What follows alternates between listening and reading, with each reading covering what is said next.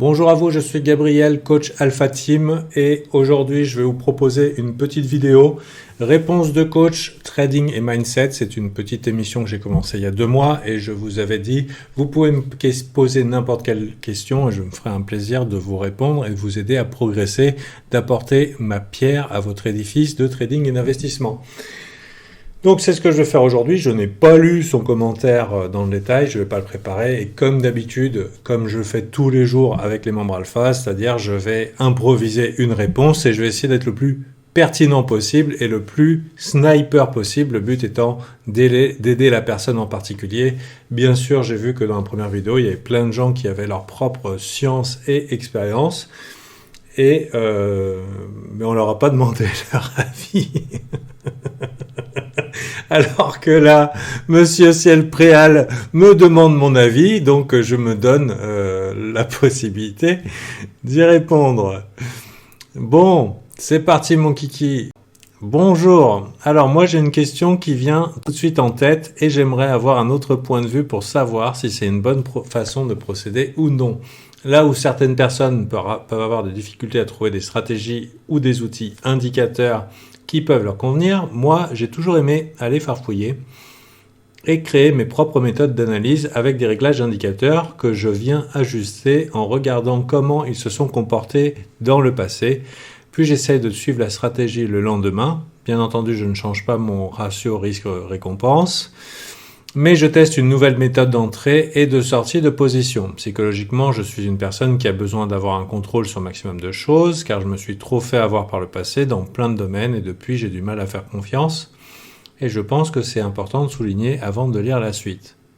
Ok, vous me suivez. Personnellement, je suis full focus. J'ai trouvé des méthodes de travail qui me conviennent et des réglages d'indicateurs qui ont pu me faire remporter pas mal de trades, mais ma difficulté c'est que je me demande si je suis pas un peu trop perfectionniste dans ma volonté d'avoir des outils et une méthode de travail me donnant un ratio gain-perte meilleur qu'avant. Pour le dire plus clairement, les choses, lorsqu'on trouve le bon réglage d'indicateur, que le ratio gain-perte me convient, je peux garder cette méthode de trade pendant une bonne période. Par contre, le souci que j'ai, c'est lorsque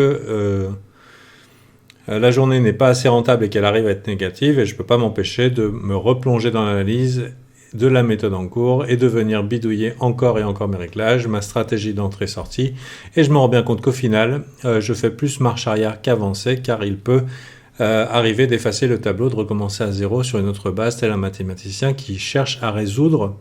J'aime bien les mots que tu utilises et la formule qui changerait la vie. Alors, est-ce que c'est courant d'avoir cette volonté de vouloir à tout prix peaufiner sa méthode et ses outils, telle une personne perfectionniste ? Je suppose que la réponse est oui pour certains et non pour d'autres, mais faut-il être toujours à la recherche constante de la méthode qui conviendra le mieux, ou faut-il se contenter de prendre la meilleure de cette méthode tout en sachant que la méthode parfaite n'existe pas ?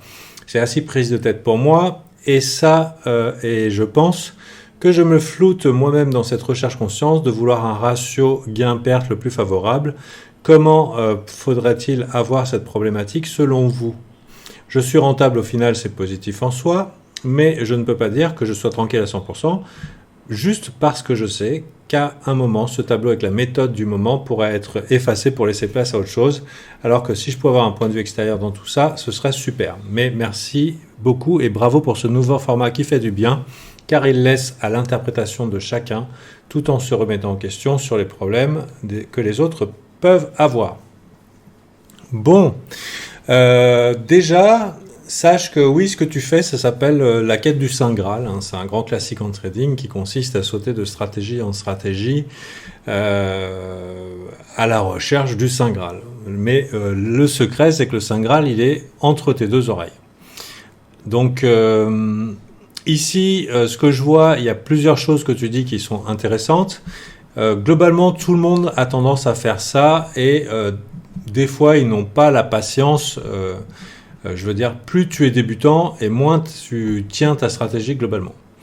La raison pour laquelle tu vas pas tenir ta stratégie, c'est que perdre, ça fait souffrir. Hein. Ça peut atteindre...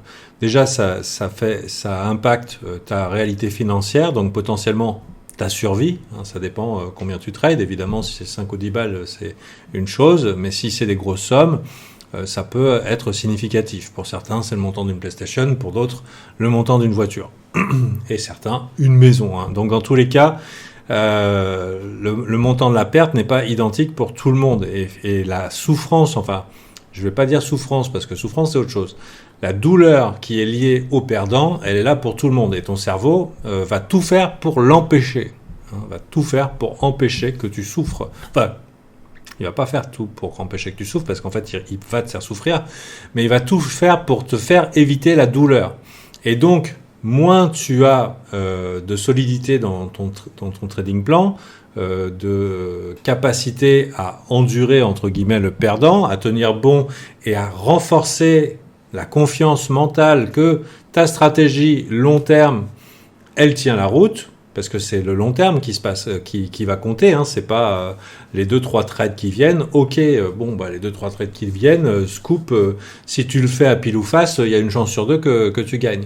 Mais imagine, tu joues à pile ou face dans ton trading, tu fais pile, pile, face, face, face, et des fois tu peux faire très bien pile, pile, pile, ou face, face, face, mais alors que tu as 50-50% de résolution potentielle pile ou face, si jamais tu te fais 3 faces d'affilée, est-ce que tu vas arrêter de jeter la pièce parce que le prochain c'est forcément un face ou le suivant machin et tout? Non, ça restera toujours 50%.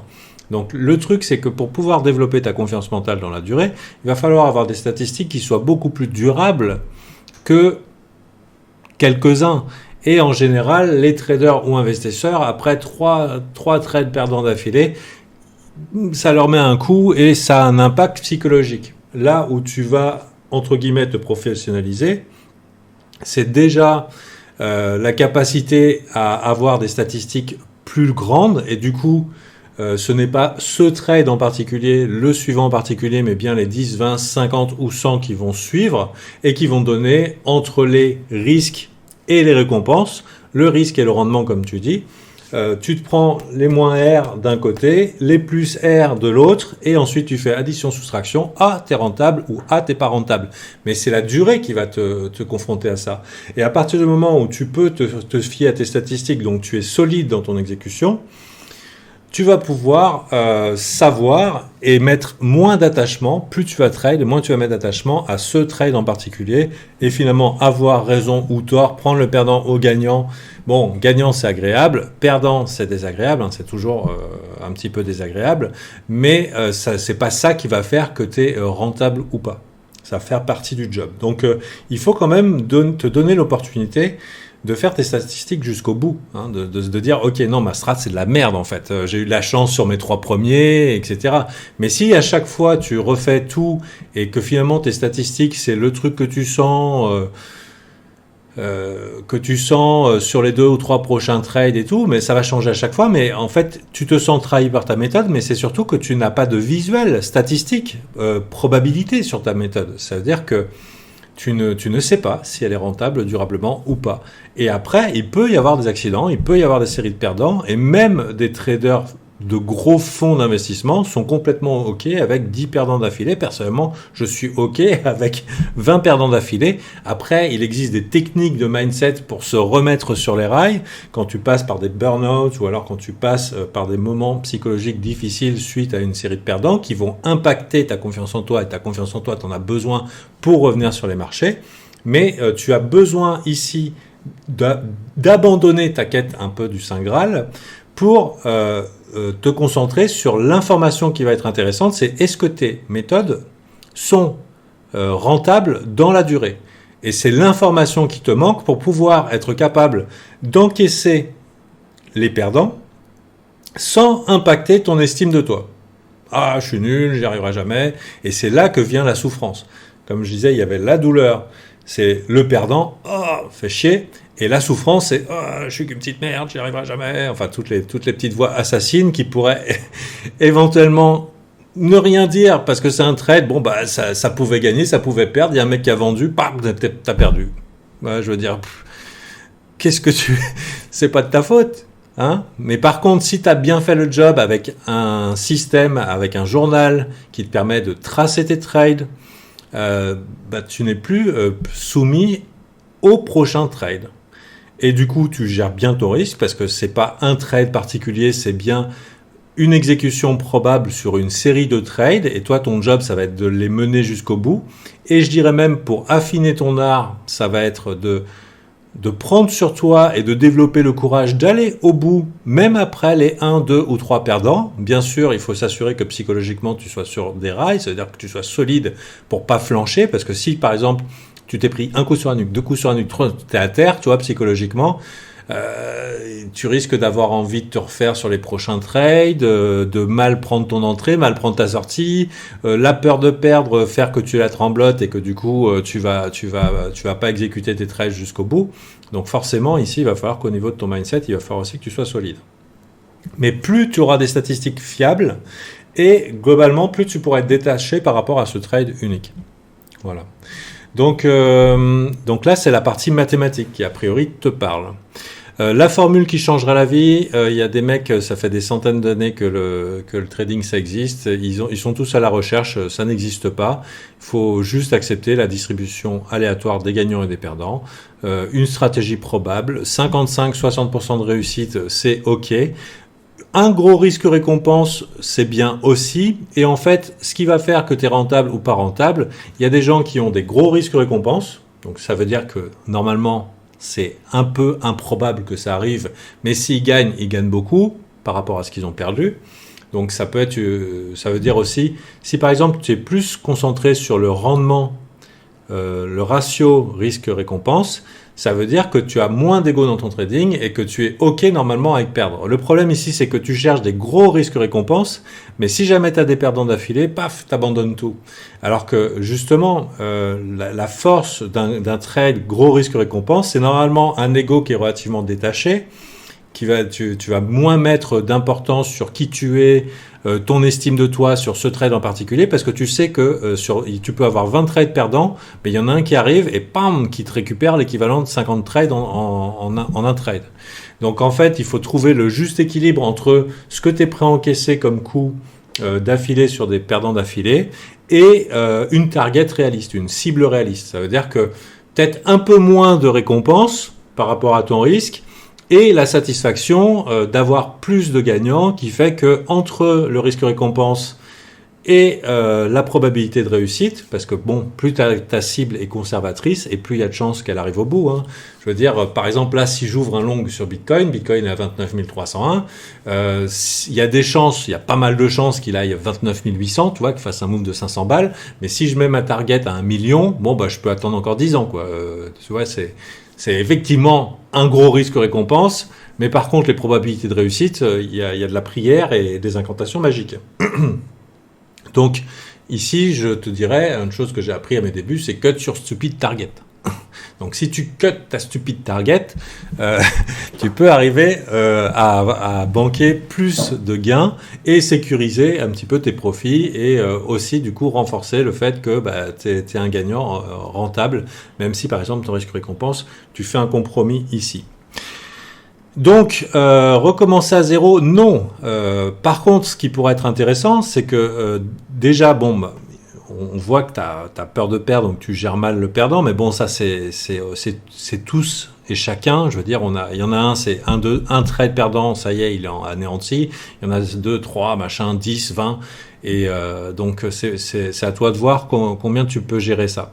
Mais par contre, j'aimerais te faire remarquer, par rapport à mon expérience de trading, j'ai remarqué que j'avais beaucoup de setups qui étaient profitables, mais que j'avais abandonné, un petit peu comme toi dans mes premières années, parce que j'ai eu la série de perdants qui, sentiment de trahison, et du coup, j'ai laissé tomber. Alors qu'en fait, ils étaient statistiquement viables. Hein, genre, j'avais eu, je me rappelle, un petit setup de range, 7 gagnants d'affilée, et à un moment, les 3 perdants qui font « Oh là là », et puis après, bon, c'est con en fait.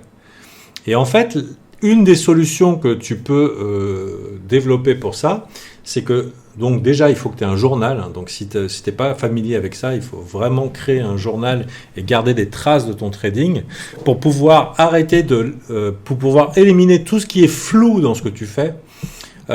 Et pouvoir te reposer sur des stats en fait, sur des éléments concrets. C'est pas parce que là par exemple je prends un trade au pif, il gagne, je peux pas développer une stratégie par rapport à ça.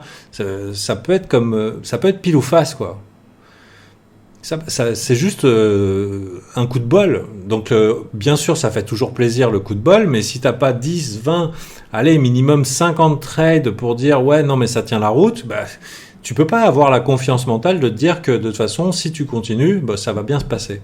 Maintenant, quelque chose qui pourrait être une petite solution, enfin une solution qui pour moi est capitale et que j'enseigne à mes élèves, c'est le fait d'identifier le type de marché. Ça veut dire qu'une stratégie qui marche dans tous les types de marchés, ça n'existe pas.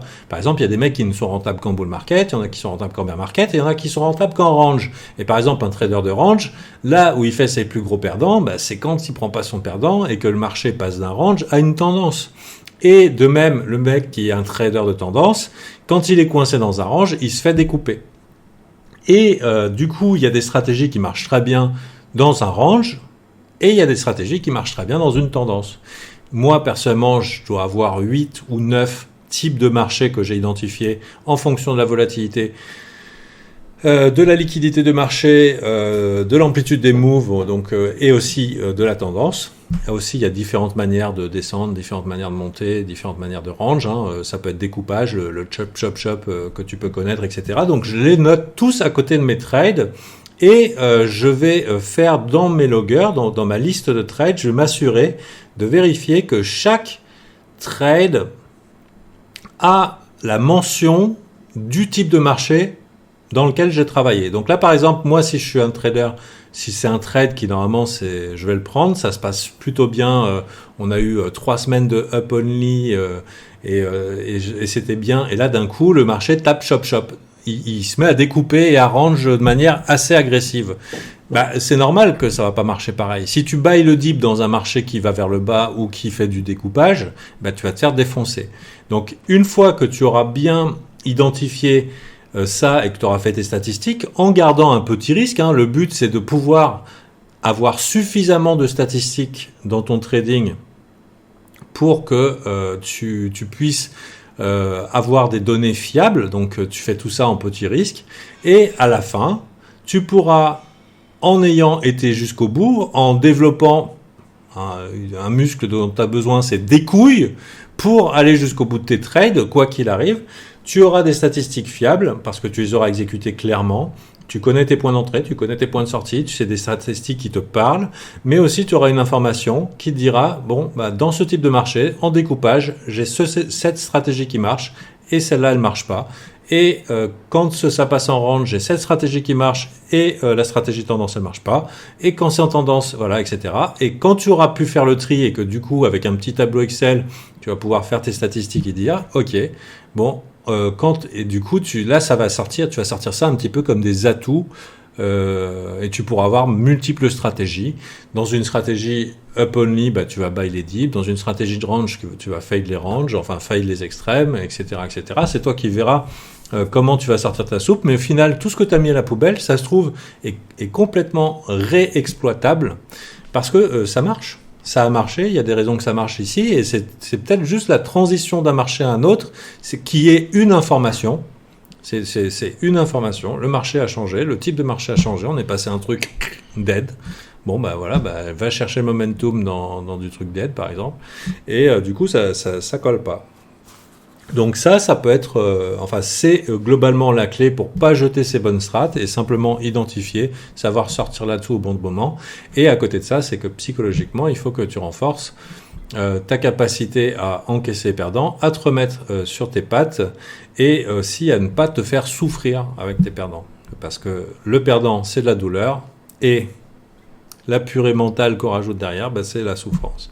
Ok, donc ça, c'était la petite émission réponse de coach, trading et mindset avec Ciel Préal qui a pris le temps pour avoir sa réponse, mais je pense que c'était pas mal.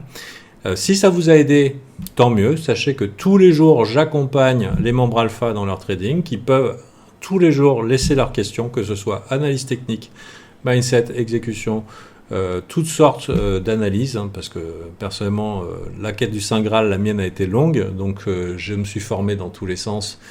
Et disons que j'ai une bonne database pour vous guider et vous accompagner dans la réussite. Et en tout cas, je te félicite en tout cas pour pour ce désir de t'améliorer, ce désir de tirer la ficelle pour aller plus loin et d'avoir de meilleurs résultats. Alors j'ai probablement pas répondu à tout. Du coup aussi, je pourrais terminer. C'est pas mal de vouloir mieux. Hein. C'est pas mal de vouloir mieux du tout. D'améliorer son risque-récompense. Par contre, pareil, avec tes statistiques, il y a des gens qui se sont rendus compte qu'avec un meilleur risque-récompense ou une plus grosse probabilité de réussite, c'était bon pour l'ego, mais pas forcément bon pour leur courbe de PNL. Donc c'est à toi de voir. Et plus tu vas trade, quand tu vas multiplier 100, 1000, 10 000 occurrences, tu auras tout ça si tu as bien fait le job. Comme une photo qui se révèle dans le liquide révélateur et tu auras une map de ton trading dans les conditions de marché et qu'est-ce qui est le mieux pour toi et à la fin tu as juste à te reposer avec les statistiques et t'as plus rien à espérer d'un trade en particulier ou d'un investissement en particulier puisque ce qui va compter c'est les 10 ou 100 prochains. Voilà, bah merci Ciel Préal et désolé pour l'attente et puis j'espère que cette vidéo vous a plu. Je vous dis à très bientôt. C'était Gabriel, coach pour Alpha Team. Bye.